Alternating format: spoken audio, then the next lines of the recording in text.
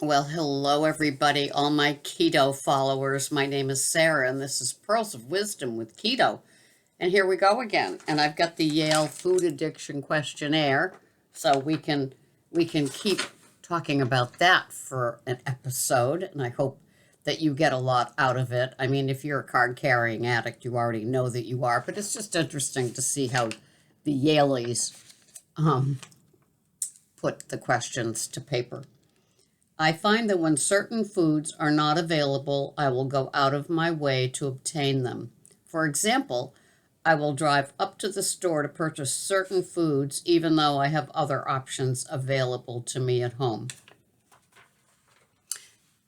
Hand up, hands up.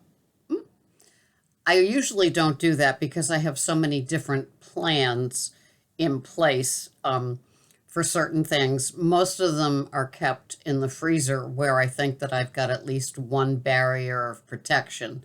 And I shop almost every day, and I'm an in-store shopper, so I almost have to disqualify myself from this. But if you've been one that has driven up to the store to get that certain item that you have, then you understand this important, extremely urgent need. Whereas I can just pull open the freezer drawer and be naughty.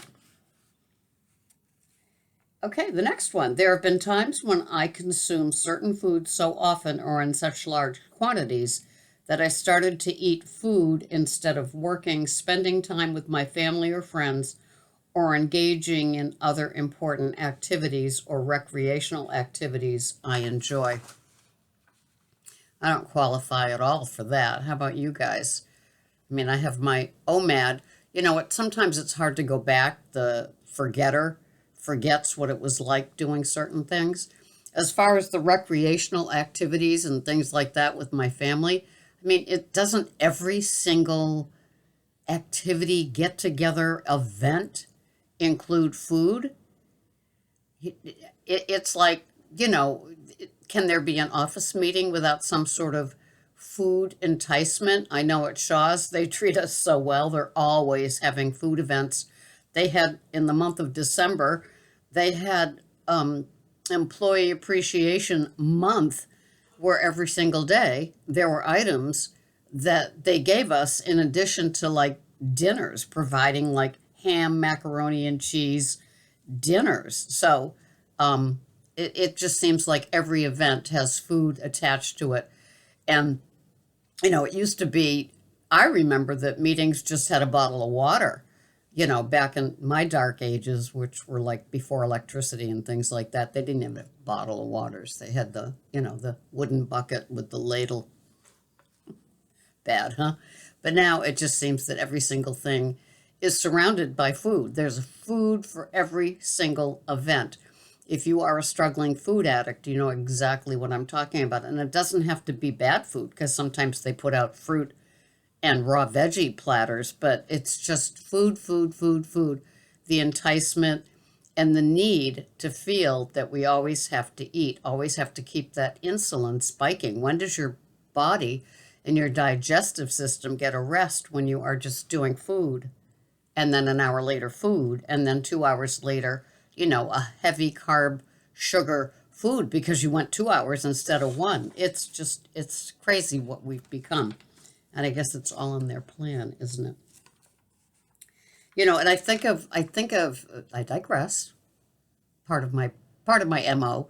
I think of like the expensive things that I buy for my OMAD, which one of them is that's coming to mind right now is the avocado oil, the Kerrygold butter, the jars of Fourth and Heart ghee.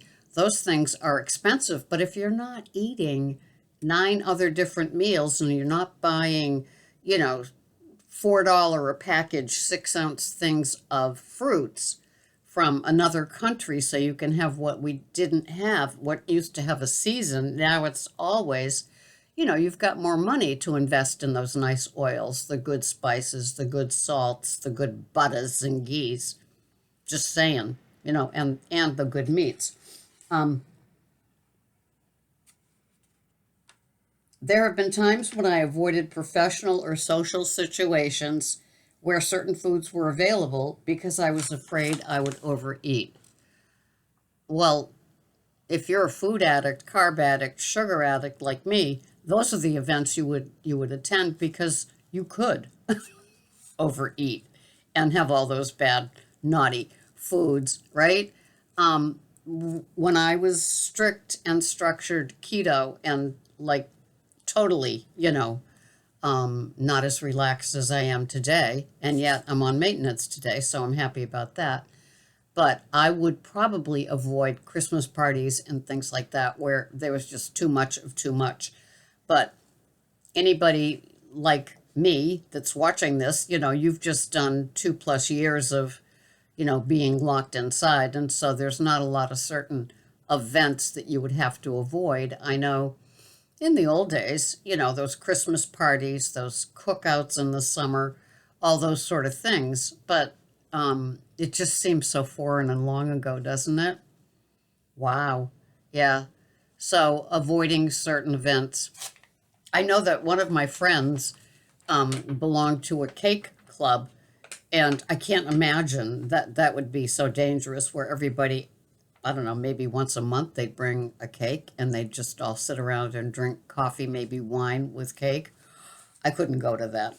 I couldn't. That would be way too dangerous. So if it's something like that, yes, I'd have to avoid.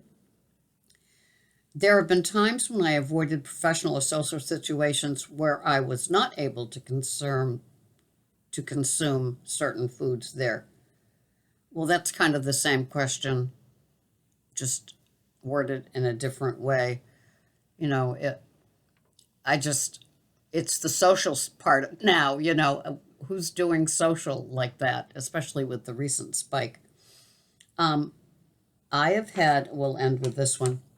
I have had withdrawal symptoms such as agitation, anxiety, or other physical symptoms when I cut down or stopped eating certain foods.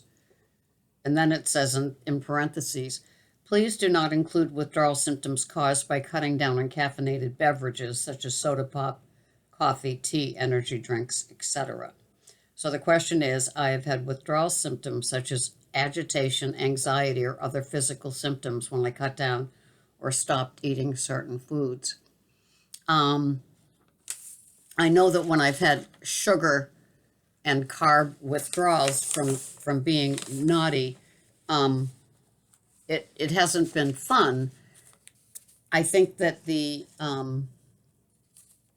just say that I've ended there. I think for me, it's been the sleeping.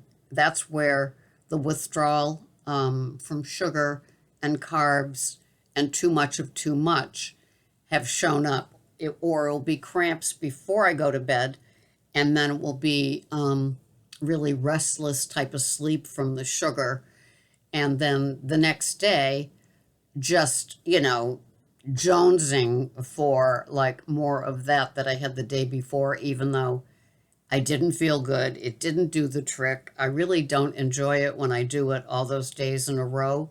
Fortunately, those days, hopefully a day at a time, are behind me. But I do know the anxiety, the agitation, those things sound like quitting smoking, where, you shouldn't be around anybody else because you're not doing too well, and you're, letting it become kind of a nasty situation where you have to really check yourself. So I've been doing this for so long that when I do have a treat, it's not that obvious, but I understand if you ate your way through the holidays, which is not a couple of different days of a holiday. It's like the entire, 6, 7 week period. And now we're heading towards Valentine's Day. It's all about sugar and carbs and overload, and it's okay, and everybody else is doing it, and oh well, I'm going to do something about it soon. All of that is just, we've all done that cycle. And hopefully, treating your own sugar and carb addiction is finding what you can work with, what works for you. Clean and structured works for me. The OMAD, clean intermittent fasting, was the greatest gift that I ever incorporated into my daily routine. 23 hours of no chewing and just having black coffee, plain water, no flavors, no artificial sweeteners, no nothing. And then feasting with my OMAD, which is one meal. You've seen it. Like yesterday, I had a chicken thigh, a pretty much loaded salad with avocado oil and Bragg's, and a jumbo hard-boiled Pete and Jerry organic egg, and then the 6% Good Culture cottage cheese. Divine, if you can find it.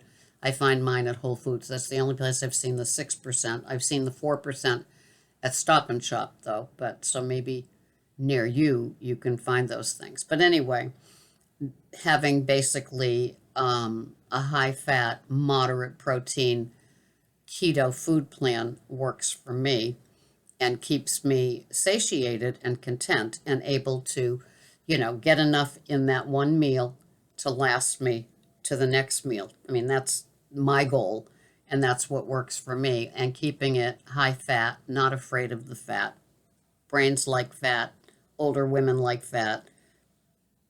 I'm one, I'm both. I got a brain and I'm older. So, anyway, I hope this helps. It's just interesting reading what they consider a questionnaire for food addiction. And thank you so much for watching. I will see you here the next time. If you do something else or something that works for you and I haven't talked about it and you think sharing it will help somebody else, please put it below. Thank you so much for watching. This has been Sarah, Pearls of Wisdom and Food with Keto, for like the postmenopausal and aging male sort of bodies. We are different. And if you're 21 and you think that I'm this old hag that's talking, you're right. You'll get there soon too, hopefully.